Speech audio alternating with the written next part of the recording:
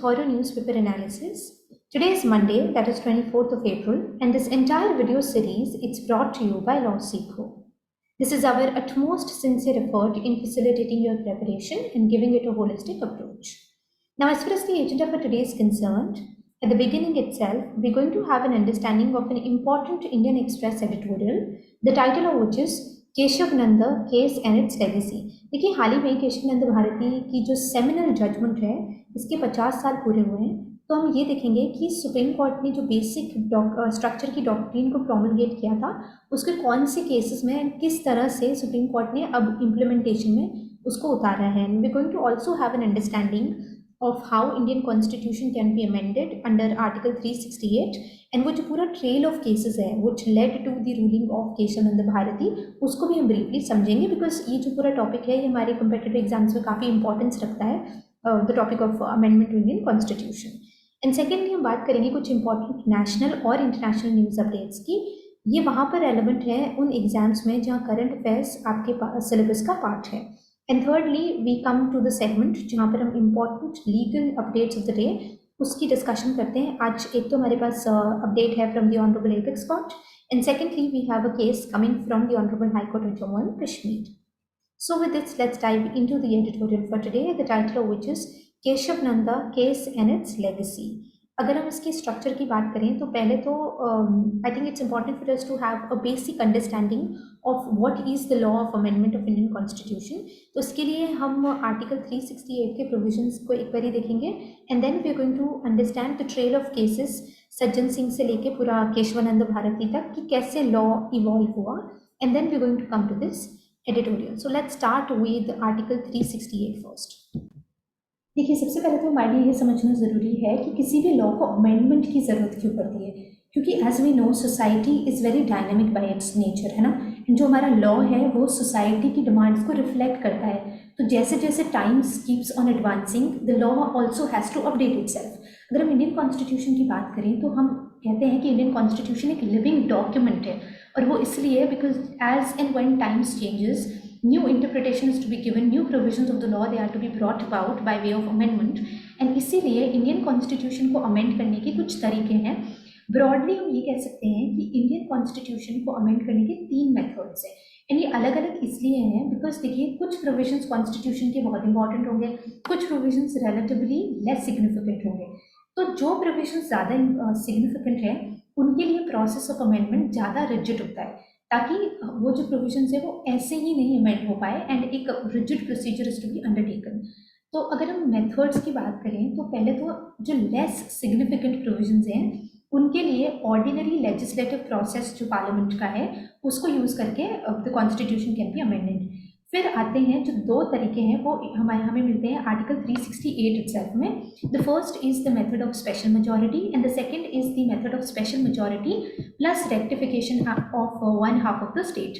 अगर हम special majority की बात करें तो उसका प्रोसीजर ये होता है कि सबसे पहले तो कोई भी हाउस, चाहे लोकसभा हो या राज्यसभा हो, उसमें एक बिल इंट्रोड्यूस होगा, फिर हर एक हाउस की एक स्पेशल मेजॉरिटी चाहिए होगी उस बिल को पास करने के लिए। तो स्पेशल मेजॉरिटी में क्या कॉन्स्टिट्यूट होगा, it has to be pass by a majority of the total membership in the house. तो जैसे अगर लोकसभा में हमारे पास 545 मेंबर्स हैं तो majority of 545 members and also majority of minimum 2/3 of the member of the house present and voting। तो जिस दिन वोटिंग हो रही है उस दिन हाउस में प्रेजेंट एंड वोटिंग कितने मेंबर्स हैं उनका 2/3 मिनिमम ये मेजॉरिटी में चाहिए होती है। कलेक्टिवली इसकी जो मेजॉरिटी अगर आ गई तो जो बिल है वो पास हो जाएगा। फिर सेकेंड हाउस में भी यही प्रोसीजर होगा, दोनों हाउस में जब पास हो जाएगा तो बिल जाता है प्रेसिडेंट की एसेंट के लिए and president has to give the assent. And अब हम बात करते हैं जो तीसरा मेथड है वो तब लागू होता है जब प्रोविजंस जो हैं वो फेडरल कैरेक्टर के होते हैं, उनको हम एंटरेंच प्रोविजंस भी कहते हैं। फेडरल कैरेक्टर के मतलब कि उनमें जो फेडरलिज्म है कि सेंटर और स्टेट के रिलेशनशिप को हाईलाइट करते हैं। एंड अगर हम कुछ प्रोविजंस की बात करें, कुछ एग्जाम्पल्स लेना चाहें तो हमारे पास एक तो है election of the president in form of Article 54 and 55, and then we also have extent of power of union and state Article 73, 162, and फिर हमारे पास आते हैं आर्टिकल जो सुप्रीम कोर्ट और हाई कोर्ट को गवर्न करते हैं। उसके बाद आते हैं scheme and distribution of the seventh schedule of the Indian Constitution, फिर जो states हैं उनकी representation in the parliament and provision of article 360 itself. In provisions को हम कहते हैं entrenched provisions, क्योंकि ये federal character पर reflect करते हैं, तो इसलिए इनमें सबसे ज़्यादा tough procedure होता है, क्योंकि इसमें rectification special majority तो चाहिए ही चाहिए, प्लस हमें 1/2 of the states से rectification भी चाहिए before it is presented to the president. तो इसका process क्या होगा? Introduction in any house, special majority से pass होना, 1/2 ऑफ द स्टेट से रेक्टिफाई होना, एंड देन वो जाता है प्रेसिडेंट के पास एसेंट के लिए. तो ये तो हो गया पूरा प्रोसीजर ऑफ अमेंडमेंट. अब हम बात करते हैं कुछ इंपॉर्टेंट केस लॉज की which led to the seminal judgment of the Kesavananda Bharati. तो देखिए, अगर हम इंपॉर्टेंट केस लॉज की बात करें तो ये हमारे पास ट्रेल ऑफ इवेंट्स होगा. और अगर हम देखें हमारी हिस्ट्री, कॉन्स्टिट्यूशनल हिस्ट्री को एक बार थोड़ा कंसिडर करें, तो you would vouch for the fact कि जो पहले के 2-3 डेकेड्स थी रिपब्लिक हमारी इंडिपेंडेंस के बाद, वो इसी पूरी डिबेट में डोमिनेट रहा कि पार्लियामेंट का power of amending fundamental right को किस एक्सटेंट तक जा सकता है. तो काफ़ी बैक एंड फोर्थ होता रहा. जुडिशरी की तरफ से कुछ आया कभी, फिर उसके रिटेलिएशन में पार्लियामेंट ने काफ़ी सारी अमेंडमेंट्स लाई, और जो मोस्टली अमेंडमेंट्स थी ना, उसने राइट टू प्रॉपर्टी को काफ़ी इम्पैक्ट किया. क्योंकि उस टाइम क्या था, हम एक प्रोग्रेसिव नेशन और इकोनॉमी की तरफ बढ़ रहे थे. तो उसमें क्या था कि government was making certain legislations with respect to property, land acquisition, agriculture. तो इस रिस्पेक्ट में गवर्नमेंट का एंडेवर क्या था कि वो चाह रहे थे कि जो भी हम लॉज ला रहे हैं, स्पेशली प्रॉपर्टी की अक्वायर करने के रिस्पेक्ट में, हम उसको जुडिशियल रिव्यू के स्कोप से बाहर रखें. एंड जिन जिन की ज़मीनें हमने ली है, अगर उनको कोई कॉम्पनसेशन दे रहे हैं, तो उनका जो क्वांटम है कॉम्पनसेशन का ना, उसको चैलेंज ना करा जाए कोर्ट के सामने. तो इसी के रिस्पेक्ट में काफ़ी सारी अमेंडमेंट्स हुई. तो पहला केस हमारे पास आता है शंकरी प्रसाद का केस. इस केस में जो फर्स्ट कॉन्स्टिट्यूशन अमेंडमेंट थी, उसी को चैलेंज कर दिया गया था. और फर्स्ट कॉन्स्टिट्यूशन अमेंडमेंट ने क्या किया था, उसने आर्टिकल 31 को कर्टेल कर दिया. अब देखिए, आपको पता होगा जो आर्टिकल 13 है वो क्या कहता है. आर्टिकल 13 का एक क्लॉज ये कहता है कि पार्लियामेंट जो है वो कोई भी ऐसा लॉ नहीं ला सकती जो हमारे फंडामेंटल राइट को इन्फ्रिंज करे. ठीक है. तो इस जो ये केस था शंकरी प्रसाद का, इसमें भी यही आर्ग्यूमेंट था काउंसिल्स का कि आर्टिकल 13 जो है वो प्रोहिबिट करता है enactment of any law by the parliament which infringe our fundamental right, and right to property was a fundamental right back then. तो इसलिए ऐसा लॉ नहीं लाया जा सकता. एंड ऑल्सो उन्होंने कहा कि जो टर्म लॉ यूज करा गया ना, डिफाइन करा गया आर्टिकल 13 में, वो इंक्लूड करता है एक लॉ जो कि अमेंड करा है कॉन्स्टिट्यूशन को भी. अब देखते हैं सुप्रीम कोर्ट ने क्या हेल्प किया. तो देखिए, सुप्रीम कोर्ट ने एसेंशियली ये कहा कि जो पार्लियामेंट के पास पावर है ना, वो 2 तरह की है. एक तो ऑर्डिनरी लेजिस्लेटिव पावर और एक constituent power. Ordinary legislative power को यूज करते हुए पार्लियामेंट जो है वो फंडामेंटल राइट्स को अमेंड नहीं कर सकता. बट जो कॉन्स्टिट्यूएंट पावर है पार्लियामेंट के पास, उनकी एक्सरसाइज में parliament can amend any provision of the constitution including the fundamental right. तो कोर्ट ने ये अपहेल्ड किया फर्स्ट अमेंडमेंट एक्ट को पहले तो, और उन्होंने कहा कि आर्टिकल 13 में जो लॉ टर्म है ना, it would not include a constituent it would not include a constitutional a law which amends the constitution. और उन्होंने ये भी कहा कि आर्टिकल 368 जो है, it empowers parliament to amend the constitution without any. Fundamental rights are not immune from the process of constitutional amendment. So which means कि constitution can be amended including the fundamental rights also. This brings us to the second amendment, second case, I'm sorry, which is the case of Sajjan Singh. It is a 1964-65 case. इसमें 17th Constitution Amendment को challenge करा गया था, जिसने कि basically क्या किया कि बहुत सारे ऐसे स्टैट्यूट्स थे जो कि फंडामेंटल राइट को इन्फ्रिंज कर रहे थे, और उनको 9th शेड्यूल में प्लेस कर दिया गया. 9th शेड्यूल में प्लेस अगर कोई भी स्टैट्यूट हो जाता है तो उससे क्या होता है कि वो जुडिशियल रिव्यू से इम्यून हो जाता है. तो देखते हैं कि सुप्रीम कोर्ट ने इसमें हेल्ड क्या किया. तो देखिए, सुप्रीम कोर्ट ने एसेंशियली जो चीज़ रिएटरेट शंकरी प्रसाद में हेल्ड करी गई थी उसी को रिएटरेट किया, एंड मेजॉरिटी ने रिफ्यूज़ कर दिया to accept that fundamental rights they were eternal, inviolate and beyond the reach of article 368. तो उनका भी यही कहना था कि कॉन्स्टिट्यूशन के पास पावर है to amend the parliament has the power to amend the constitution including the fundamental rights also. अब यहाँ पर माइनॉरिटी जजमेंट जो थी ना, वो इम्पोर्टेंट है. 2 जजेस, justice Hidayatullah and justice Mudgalkar, उनकी 2 जजमेंट्स आगे वाले जो आने वाले केसेस हैं गोलकनाथ एंड केशव नंद, उनकी नींव रखी थी. तो अगर हम जस्टिस हिदायतुल्ला की बात करें, उन्होंने अपनी माइनॉरिटी जजमेंट में ये कहा Constitution gives so that constitution it gives so many assurances in part 3 जो fundamental rights से deal करता है, तो it would be difficult to think that they were playthings of the special majority. उन्होंने कहा कि जो हमारे पार्ट 3 में फंडामेंटल राइट्स हैं उसमें कॉन्स्टिट्यूशन ने इतनी सारी एश्योरेंसेस दे रखी है, तो मैं ऐसा मानने के लिए तैयार नहीं हूँ कि एक स्पेशल मेजोरिटी से पार्लियामेंट जो है इसके पास अनब्रिडल्ड पावर है कि वो कुछ भी अमेंड कर सकता है. सेकेंडली जस्टिस मुधोलकर की जजमेंट है उसमें माइनॉरिटी में उन्होंने ये कहा कि every constitution has certain basic features जिनको हम अमेंड नहीं कर सकते किसी भी हालात में. तो जो पहला था जस्टिस सिदायुतोले का ओपिनियन था, इस पे बेस्ड है Golaknath which is fundamental rights can not be amended. And जो बेसिक स्ट्रक्चर है कॉन्स्टिट्यूशन का हर एक कॉन्स्टिट्यूशन के पास होता है जो कि हेल्ड किया गया था जस्टिस मुधोलकर ने. इसकी जो ये है opinion it lay down the foundation for the case of Kesavananda Bharati. अब आता है गोलकनाथ का केस. देखिए गोलकनाथ के केस में एंडीवर क्या था, जो बेंच थी उस टाइम उनका ये मानना था कि जिस तरह से हम डायरेक्शन में बढ़ रहे हैं ना कि हम सारे मोस्टली फंडामेंटल राइट्स को जो है हम अमेंड करे जा रहे हैं, राइट टू प्रॉपर्टी जो था वो तो काफ़ी रिड्यूस हो गया है, तो ऐसे तो अगर हम बढ़ते जाएंगे तो हम एक टोटलिटेरियन रिजीम में बढ़ते जाएंगे. तब उन्होंने जाके ये कहा कि fundamental rights can not be amended, और उनका ये कहना था कि these rights are natural rights and they are very intrinsic to who we are and they are available to us by virtue of being humans, so they cannot be amended. और उन्होंने ये भी कहा था कि अगर हम जो हमारा आर्टिकल 368 है इसके हेड नोट को पढ़ें तो अभी तो वो ऐसा प्रोवाइड करता है कि पावर एंड प्रोसीजर, बट पहले पावर वर्ड वहाँ पे नहीं यूज था, विच मीन्स कि it only provided for procedure of amendment. तो जस्टिस जो इस बेंच में थे उनका ये कहना था कि जब पार्लियामेंट के पास जो पावर है ना to amend the constitution, it is not provided specifically by any provision of the constitution. और इसको अगर हमें ट्रेस करना है तो जो रेजिडरी पावर है जो हमारे पास होता है article there is an article in the Indian constitution which provides for the article 248. तो जो रेजिडरी पावर के प्रोविजंस हैं उनमें हम ट्रेस कर सकते हैं कहीं तो पार्लियामेंट की जो पावर है अमेंडिंग की, बट वो वैसे स्पेसिफिकली कहीं प्रोवाइडेड नहीं है. तो इसीलिए अगर पार्लियामेंट को फंडामेंटल राइट्स को अमेंड करना है तो it has to constitute a constituent assembly itself, क्योंकि उसी के पास पावर था फंडामेंटल राइट को अमेंड करने का, और उन्होंने इसको प्रिपेयर किया है. तो ये सारी डेवलपमेंट्स हुई गोलकनाथ के केस में. अब क्योंकि parliament was not going to sit down as a mute spectator, तो parliament brought about these 2 amendments.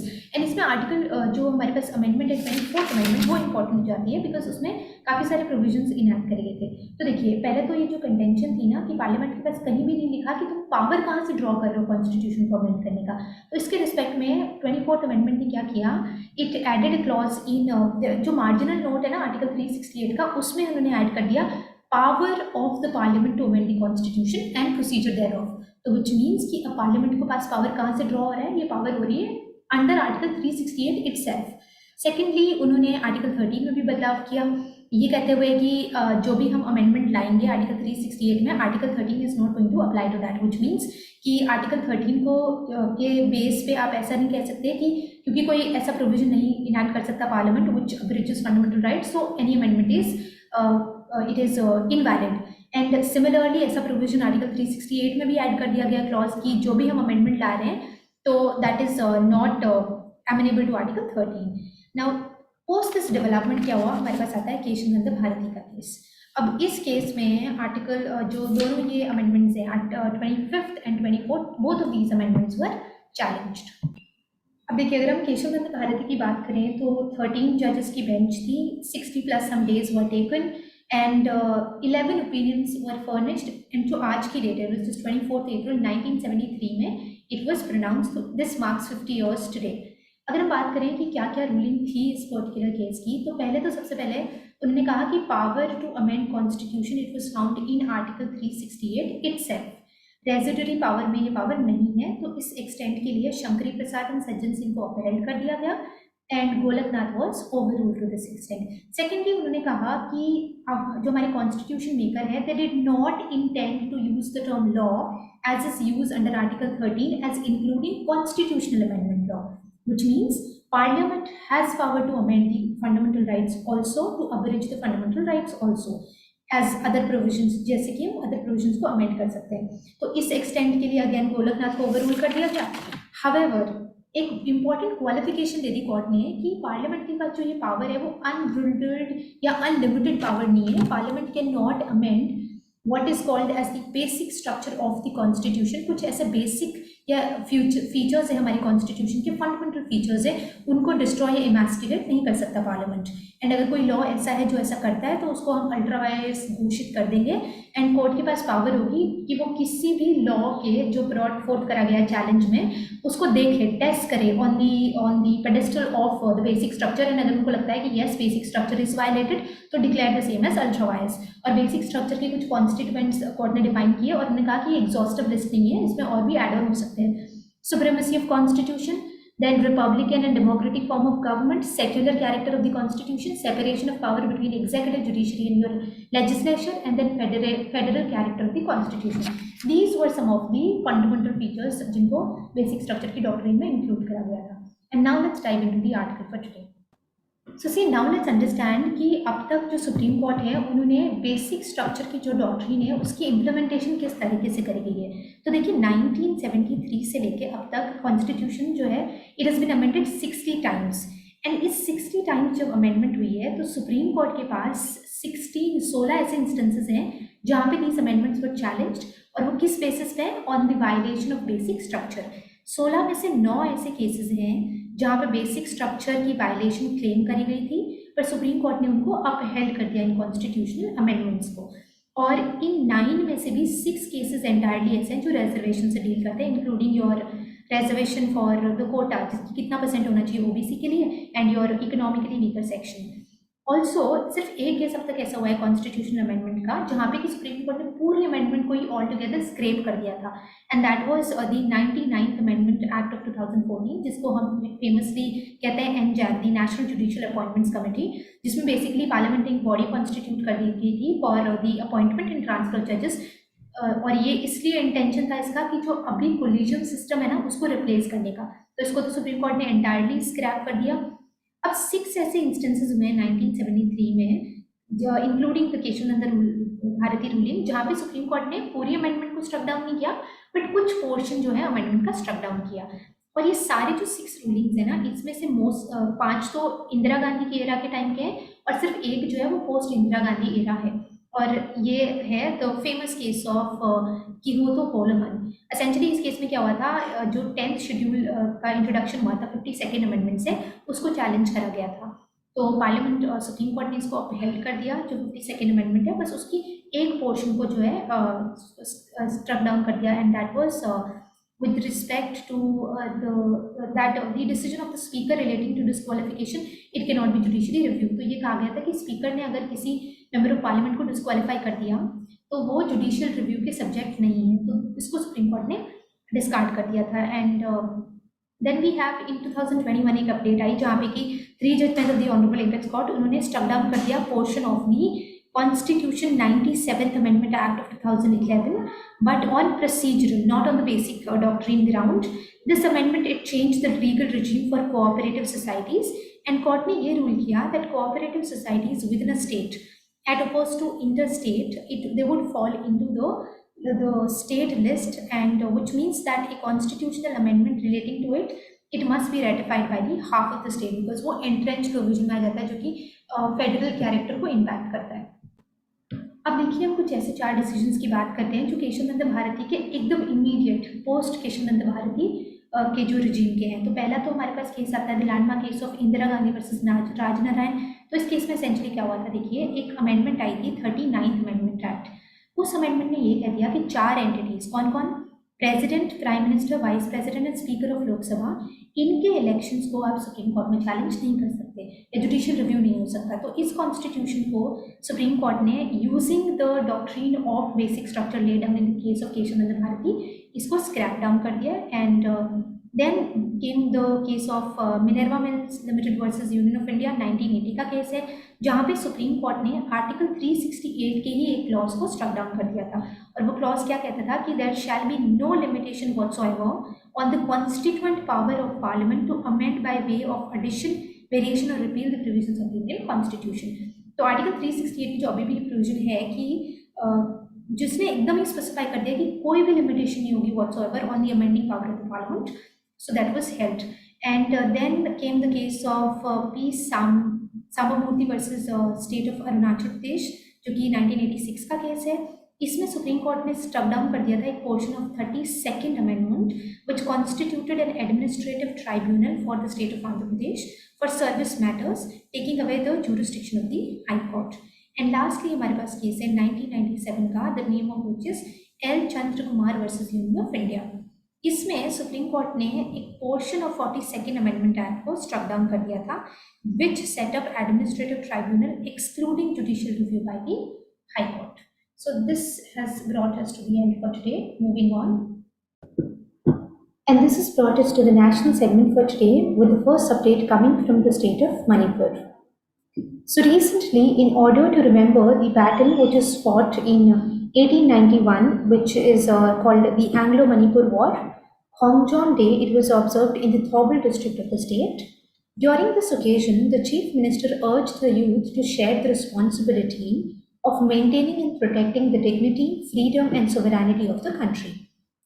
Now, before we move forward, I have a question, and I request all of you to please put down your answers in the comments section. So, which fundamental duty provides for the duty of the citizens to A, protect the sovereignty, unity, and integrity of the nation, and secondly, which of such duties provides for the citizens to come forward to protect and render national services whenever called upon to do so? Kindly put down your answers in the comment section. Moving on, this update is with respect to Puri Ganga Sagar Divya Kashi Yatra. So the railways is going to launch the Puri Ganga Sagar Divya Kashi Yatra by the Bharat Gaurav tourist train. This is going to start from Pune under Dekho Apna Desh and Ek Bharat Shresth scheme. The 10 days tour, it is going to cover the important religious destinations of Puri, Gaya, Varanasi, and Prayagraj. The Railways Ministry, it has been operating Bharat Gaurav tourist trains from different parts of our country, and this is being done in order to showcase India as a destination of both international as well as domestic arena. Moving on, this update is in the segment of sports, and this is with respect to India's performance in the Archery World Cup. So the Indian men's recurve team, it has finished with a silver medal after losing to China by a narrowest of margin at the Archery World Cup for this year, Stage 1 in Turkey.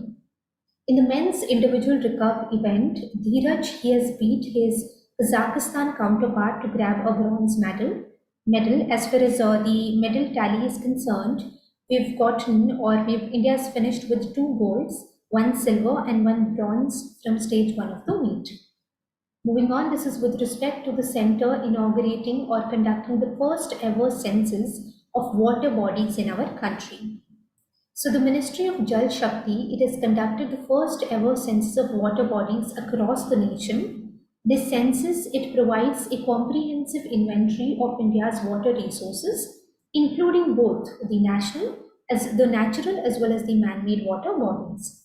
As far as the data of the census is concerned, over 24 lakh water bodies, they have been enumerated in our country, and a major chunk of it, which is 23 lakhs, these water bodies were found in rural areas, and nearly 69,000 they were found in urban areas. Moving on, this update is with respect to the inauguration of National Technology Center for Ports, Waterways and Coasts at IIT Chennai. So the Union Minister of Ports, Shipping and Waterways, he is going to inaugurate the National Technology Center for Ports, Waterways and Coasts at IIT Chennai. It is being set up under the Shipping Ministry's flagship Sagarmala program. It works as the technology arm of the Ministry of Shipping, and it provides the needful technological support for ports and other institutions. As far as mandate of this program is concerned, it is to develop cutting-edge technologies and application products to provide solutions to various challenges which are being faced by the ports and shipping sector. Moving on to another update, this is with respect to the National Technical Research Organization getting its new chairperson in form of Arun Sinha. He is a 1984 Kerala cadre officer, and he has been the advisor of the organization for the past 2 years. With this appointment, the government is also expected to expedite the process of appointing heads for the Indian Coast Guard and the Border Security Force. As far as the National Technical Research Organization is concerned, it is a technical intelligence survey agency which was established in the year 2004. And this has brought us to the international segment for today. The first update is with respect to the Asian Infrastructure Investment Bank opening its first overseas office in Abu Dhabi.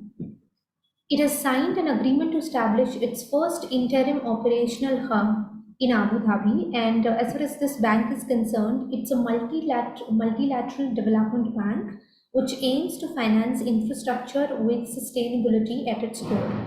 Headquartered in Beijing, China, it has 100 member countries. And this has brought us to the legal update segment for today. The first update is coming from the High Court of Jammu and Kashmir. So the High Court of Jammu and Kashmir and Ladakh, it has reiterated recently that if a party fails to prove a prima facie case, then the court cannot grant an injunction, even if the balance of convenience and irreparable loss and injury to the party, it has been proved to the favor of the party. So see, essentially, this has been held by the court because in order for you to claim injunction, there are certain prerequisites, and establishing a prima facie case, it is one of the ingredients in the law concerned, which is usually your specific relief act. And the name of this particular case is Surinder Pratap Singh and Nagar versus Vijay Kumar and Mathur. Moving on, this update is coming from the Honorable Apex Court, which has held recently that when Cabinet constitutes a committee and the latter's actions are validated by the Minister and the rest of the Council, then it cannot be claimed that the rules of business they have not been followed by the state government in the course of its decision-making process. The name of this particular case is Rajasthan Industrial Development and Investment Corporation Limited versus Messrs. Arfat Petrochemical Private Limited and others.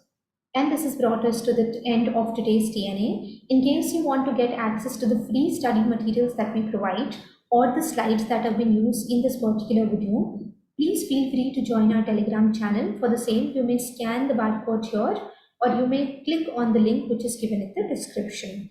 These are the point of contacts in case you want to get in touch with LawSeeker for any purpose. Also, the quiz which is based on yesterday's TNA or Saturday's TNA, it is provided in the description of today's video. Please put down your answers to today's question in the comment section. Thank you for being with us and happy preparation.